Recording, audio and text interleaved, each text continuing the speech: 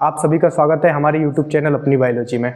आज बेटा मैं एक कॉमन टॉपिक लेके आया हूँ जिससे बच्चे ज़्यादा कंफ्यूज होते हैं। उन्हें ये नहीं पता होता है कि मैं 10th के बाद यदि मैं बायो लूँ तो मैं आगे किस फील्ड में जा सकता हूँ, यदि मैं कॉमर्स लेता हूँ तो मैं किस फील्ड में जा सकता हूँ, यदि मैं सर मैथ लेता हूँ तो मैं आगे मेरे पास ऐसा क्या ऑप्शन है जो मैं आगे कुछ बड़ा कर सकता हूँ। तो मैं आज मैं ऐसे ही टॉपिक कॉमन लेके आया हूँ। जैसे आप 12वीं के बाद आप क्या कर सकते हैं, जैसे आपके पास आपने पीसीबी से फिजिक्स केमिस्ट्री बायोलॉजी से यदि आपने 11th-12th कर रखा है तो आप क्या कर सकते हैं। आप देखिएगा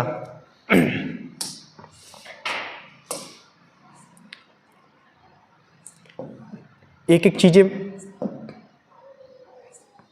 यदि आपने पीसीबी लिया है यानी कि फिजिक्स केमिस्ट्री और बायोलॉजी लिया है तो ये तो आपको डिसाइड हो गया कि आप मेडिकल लाइन में जाएंगे। क्या जाएंगे? मेडिकल लाइन में जाएंगे। यानी कि आप नीट का एग्जाम देके आप गवर्नमेंट सीट एमबीबीएस कर सकते हैं, आप बीएचएमएस कर सकते हैं, आप बीएमएस कर सकते हैं, बीबीएससी कर सकते हैं। बीबीएससी आपको पता है bachelor of veterinary science, BDS कर सकते हैं, डेंटिस्ट वाले डॉक्टर बन सकते हैं। कई सारे स्टेट अलग अलग राज्य अपने एग्जाम कराते हैं पैरामेडिकल के, तो आप पैरामेडिकल के भी कई ज़्यादा स्कोप है। आप ऐसा नहीं है कि आप यदि आपने बायोलॉजी ले लिया तो आप नीट ही दे सकते हैं। बहुत सारे ऐसे एग्जाम होते हैं, स्टेट बोर्ड कई सारे ऐसे एग्जाम कराता है। जैसे पैरामेडिकल है, बीएससी नर्सिंग है। आजकल बीएससी नर्सिंग को बेटा गेस्टेड ऑफिसर में रख दिया गया है, यानी कि चीफ मेडिकल ऑफिसर में रख दिया गया है।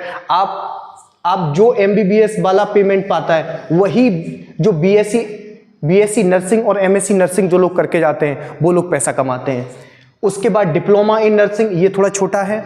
उसके बाद बीएमएलटी यानी कि बेटा bachelor of medical laboratory technician होता है, इसमें आप पैथोलॉजिस्ट बन सकते हैं। उसके बाद यदि आप बेटा टीचिंग फील्ड में भी जा सकते हैं, आप बीएससी कर सकते हैं, एमएससी कर सकते हैं। उसके बाद आप पीएचडी कर सकते हैं, पोस्ट पीएचडी कर सकते हैं।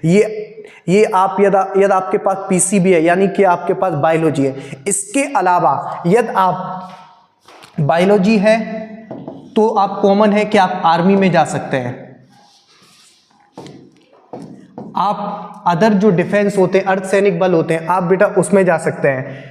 तमाम ऐसे कॉम्पिटिटिव एग्जाम होते हैं जैसे एसएससी वगैरह, और बेटा ग्रेड फर्स्ट ग्रेड सेकंड के एग्जाम होते हैं, तो आप इन सब में जा सकते हैं। और मैं आपको बता रहा हूं कि नीट के अलावा भी कई सारे ऐसे ऑप्शन हैं जो आप आगे जाके कई सारे ग्रोथ कर सकते हैं। आप एमबीबीएस को भी टक्कर दे सकते हैं। जैसे आप बेटा बायोटेक्नोलॉजी के क्षेत्र में, आपको पता है बायोटेक्नोलॉजी एक ऐसी शाखा है जिसमें इंजीनियरिंग होती है।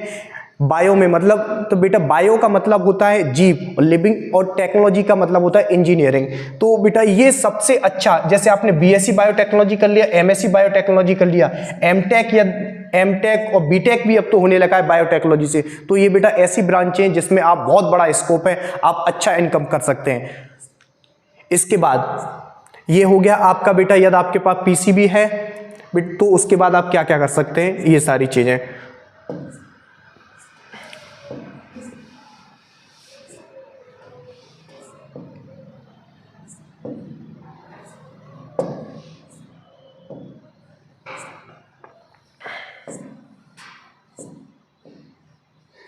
अब देखिएगा, ये है यदि आपके पास पीसीएमबी यानी कि फिजिक्स केमिस्ट्री बायोलॉजी और मैथ है बेटा, तो इसके बाद हम लोग क्या क्या कर सकते हैं। तो बेटा आपके पास देखो बायोलॉजी और मैथ ये दोनों सब्जेक्ट होते हैं, तो इसमें क्या है बच्चों को बेटा चांस कई सारे मिल जाए। एक तो आपको बेटा मैथ वाला भी चांस मिल जाता है, आप बीटेक एमटेक इंजीनियरिंग वाली लाइन में भी जा सकते हैं, और आप बेटा इधर मेडिकल फील्ड में भी जा सकते हैं। तो आप जैसे आप बीएससी इन डेयरी टेक्नोलॉजी कर सकते हैं, बी फार्मा कर सकते हैं। बी फार्मा आप ये पीसीबी में है तो भी आप बी फार्मा एम फार्मा कर सकते हैं, यानी कि बैचलर ऑफ फार्मेसी। इसमें भी कई सारे ऑप्शन हैं, इसमें भी आप बहुत आगे स्कोप है, अर्निंग काफ़ी पैसा कमा सकते हैं। और हर चीज़ बेटा आपको पता है जीवन में पैसा ही नहीं होता, बहुत से ऐसे काम हैं जो आपको बहुत अच्छे लगते हैं।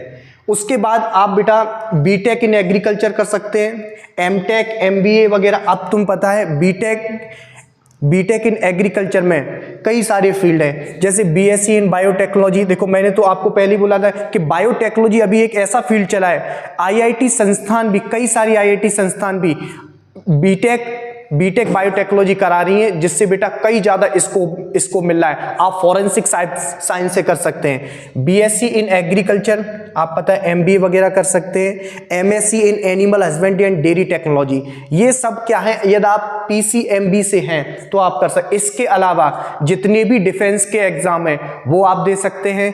तो मोस्टली यदि आप बायोलॉजी वाले हैं और मैथ वाले भी हैं तो कई सारे ऐसे फील्ड हैं जो आप इन सब में कर सकते। एक बार आप स्क्रीनशॉट ले लीजिएगा इसका।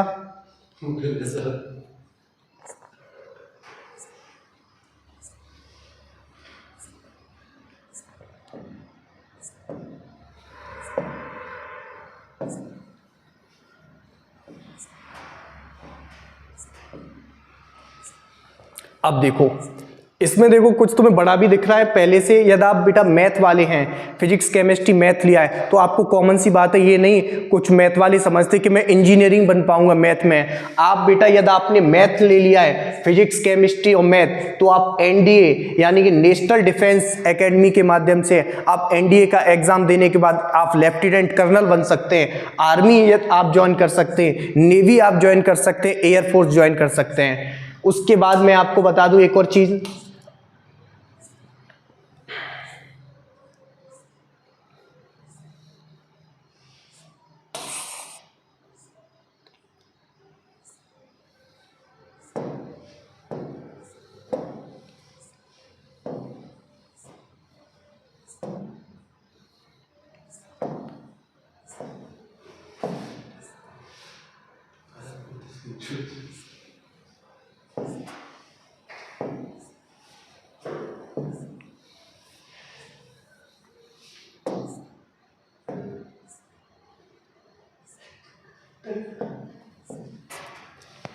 आप देखो एयरफोर्स का ये बेटा एग्जाम होता है। आप कम एज में बहुत बड़े अफसर बन सकते हैं। एयरफोर्स आप बेटा एयरफोर्स का एग्जाम दो टाइप से होता है, यानी कि एयरफोर्स यदि आप मैथ वाली ग्रुप है तो आप एक्स ग्रुप से एयरफोर्स का एग्जाम दे सकते हैं। यदि आपके पास बायोलॉजी सब्जेक्ट है तो आप बाई ग्रुप से एग्जाम दे सकते हैं। तो ऐसी कई सारी चीजें हैं जिनसे आप बेटा आगे जाके काम कर सकते हैं। जैसे यदि आपके पास पीसीएम है, उसके बाद आप बेटा आर्किटेक्चर बन सकते हैं, यानी कि बीटेक वगैरह करने के बाद bachelor of planning and designing कर सकते हैं, आप बीटेक कर सकते हैं। बीटेक तो आपको पता है, यदि आपके पास मैथ है तो आप बीटेक तो कर सकते हैं, ठीक है। उसके बाद आप मर्चेंट नेवी में जा सकते हैं, आपको मैकेनिकल इंजीनियरिंग वगैरह कर सकते हैं, या आप यूपीएससी का तो आप बेटा ये समझ लीजिए, यदि आप यूपीएससी करना चाहते हैं, यूनियन पब्लिक सर्विस कमीशन, यदि आप बेटा आईएएस पीसीएस बनना चाहते हैं तो आप किसी भी स्ट्रीम में हो, वहाँ पर कोई स्ट्रीम लागू नहीं होता, केवल आपके पास ग्रेजुएशन होना चाहिए। लेकिन ईजी रहता है यदि आप आर्ट सब्जेक्ट से हैं तो आपके लिए ईजी रहता है। लेकिन अब देखा गया है कि मोस्टली जितने भी इंजीनियर हैं जो आईआईटी वगैरह से इंजीनियरिंग किए हैं, बीटेक किए हैं, वो मोस्टली अब इंजीनियर बन रहे हैं, मोस्टली आईएएस पीसीएस बन रहे हैं, ठीक है। Direct interior diploma joint MBA वगैरह कर सकते हैं, बीसीएस कर सकते हैं, एमएससी कर सकते हैं, होटल मैनेजमेंट कर सकते हैं, फिल्म टेक्नोलॉजी, ये सारे डिप्लोमा हैं, ये सारी चीज़ें कर सकते हैं, ठीक है बेटा। तो कई सारे ऑप्शन इसमें भी हैं। आप यदि मैथ लेते हैं तो आप एनडीए वगैरह में जा सकते हैं, आप बीटेक कर सकते हैं, एमटेक कर सकते हैं। उसके बाद कई सारे ऐसे एग्ज़ाम होते हैं जैसे आप बेटा लॉ वगैरह के लिए तो आप क्या दे सकते हैं, क्लैट वगैरह एग्ज़ाम दे सकते हैं। तो आप यदि मैथ से हैं तो भी आप क्लैट दे सकते हैं। उसके बाद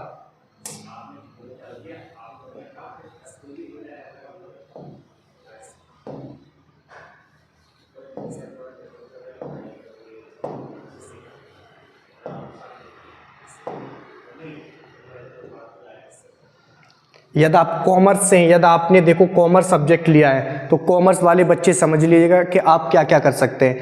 आपने 12th में कॉमर्स लिया है तो उसके बाद आप सीए बन सकते हैं, चार्टेड अकाउंटेंट बन सकते हैं, आप अच्छे वकील बन सकते हैं, आप बीकॉम कर सकते हैं, बैचलर ऑफ कॉमर्स, बीबीए कर सकते हैं, सीएस फाउंडेशन कर सकते हैं, बीसीए कर सकते हैं, उसके बाद डीएलएड वगैरह कर सकते हैं। देखो लॉ वगैरह है, बैंकिंग है। बैंकिंग का सबसे अच्छा बेटा जरिया, यदि आपको बैंक में जाना है तो सबसे अच्छा है कि आप कॉमर्स लें, इसके माध्यम से आप बहुत जल्दी जाएं, क्योंकि सिलेबस हमारा क्या होता है, सेम होता है। आप लॉ वगैरह कर सकते हैं, सीए बन सकते हैं, ये सारी चीज़ें हैं, ठीक है।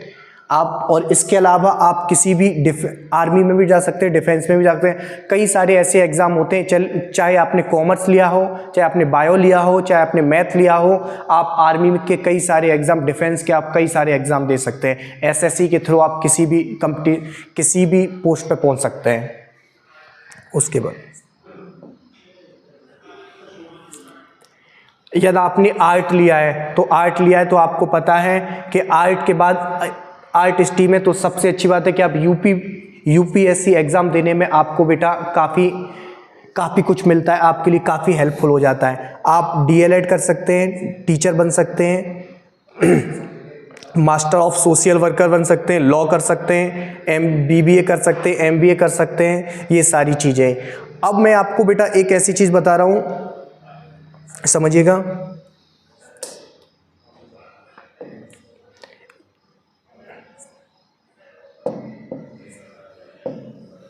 कई सारे, आप किसी भी स्ट्रीम से हों तो आप यूपीएससी दे सकते हैं।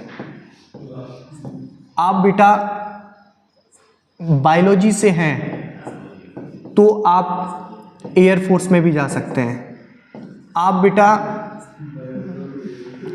किसी भी स्ट्रीम से हों आप आर्मी में जा सकते हैं, क्योंकि उसमें मांगते हैं सिर्फ बेटा आर्मी में जा सकते हैं, उसमें सिर्फ आपकी 12th पास मांगते हैं। ये नहीं होना चाहिए कि आप कॉमर्स है, मैथ है, बायोलॉजी है, ठीक है। उसके बाद आप किसी भी स्ट्रीम से हों, आप ग्रेजुएशन उस स्ट्रीम में करें, एमएस मास्टर्स करें, पीएचडी करें, आप एक बेहतरीन टीचर, बेहतरीन प्रोफेसर बन सकते हैं। तो ये मायने नहीं है कि आपके पास क्या स्ट्रीम है क्या नहीं है, आपकी लगन, आपको सब्जेक्ट पे पकड़ होनी चाहिए। और हर बेटा, मैं तो ये मानता हूँ हर सब्जेक्ट में अथाह संभावना है। ऐसा नहीं है कि सर इस सब्जेक्ट में संभावना नहीं है। यदि आपने आर्ट भी ले लिया, यदि आपने होम साइंस भी ले लिया, तो भी उसमें कई सारी अपॉर्चुनिटी है, कई सारे आप 0 से लेके आप 100% तक सिक्योर रैंक कर सकते हैं। तो ऐसा नहीं है कि बेटा कुछ है नहीं है। तो मैं अपनी बात बताऊं, मैंने नीट एग्जाम दिया 3-4 बार, तो मेरा 4-5 मार्क्स से हर बार रह गया, मतलब लास्ट टाइम मेरा 9 मार्क्स से रह गया था। उसके बाद फिर मैंने क्या किया, मेरा जब नीट एग्ज़ाम दिया तो मेरा सब्जेक्ट बायोलॉजी क्या हो गया, अच्छा हो गया, स्ट्रॉन्ग। तो मैंने IIT JEM एग्ज़ाम दिया। तुम्हें पता है कि जो JEM एग्ज़ाम होता है, एक JEE एग्ज़ाम होता है IIT वालों के लिए, एक JEM होता है जो मास्टर डिग्री आप कर सकते हैं। तो आप एक सब्जेक्ट से आप दे सकते हैं, तो उसमें भी बहुत सारी संभावनाएं, आप वहाँ से PhD वगैरह कर सकते हैं, कई सारे ऐसे ऑप्शन हैं। तो सब्जेक्ट मायने नहीं है, आपकी लगन, आपकी मेहनत मायने करती है। आपको बस ये पता होना चाहिए कि मुझे सिर्फ इस सब्जेक्ट में इंटरेस्ट है, तो मैं ये सब्जेक्ट लूँगा। इसके बाद संभावना, हर चीज़ में संभावना होती है और हर चीज़ में कोई संभावना नहीं होती है। तो आप लोगों को सिर्फ आपकी मेहनत, और मैंने आपको ऑप्शन बता दिए, कई सारे ऑप्शन हैं, आप किसी भी स्ट्रीम को लेनी चाहिए। सिर्फ आपको ये पता होना चाहिए कि मुझे किस सब्जेक्ट में इंटरेस्ट है। तो हर सब्जेक्ट और टीचर, प्रोफेसर, ये तो आप किसी भी स्ट्रीम में तो आप बन सकते हैं। यूपीएससी क्रैक आप हर स्ट्रीम से कर सकते हैं। Thank you so much watching my video. Like and subscribe, share my channel.